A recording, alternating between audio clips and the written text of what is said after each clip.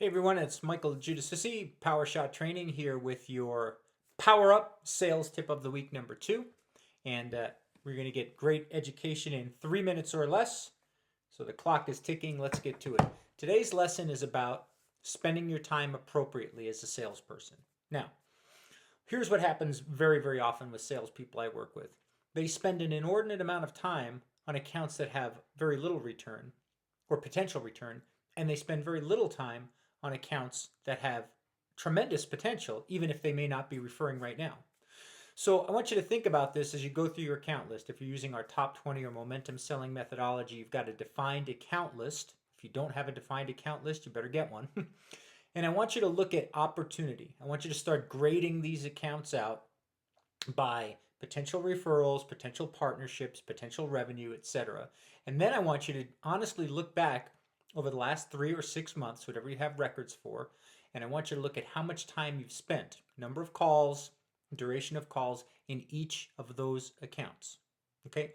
If you find that you're weighted with a lot of time and energy at the bottom, so in other words, at the bottom of the list, accounts that don't have much potential, you need to switch that, okay? You need to focus that time and bring it back in on top where you have the potential to generate significantly more business and revenue, and then take those accounts at the bottom and spend less time. I didn't say no time, but less time.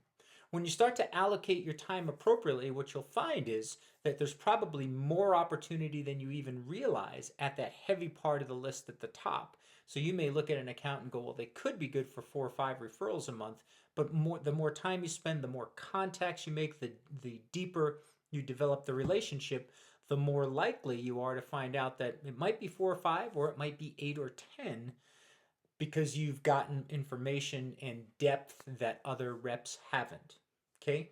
Now, you're going to say, well, Michael, these accounts at the bottom could have great potential. That's why I'm spending so much time, because I need to break those accounts.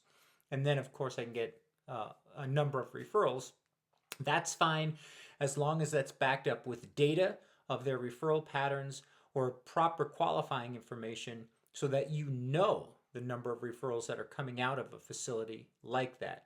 If you just think or hope that they could be good without any data to back it up, that does not cut it in our world, okay?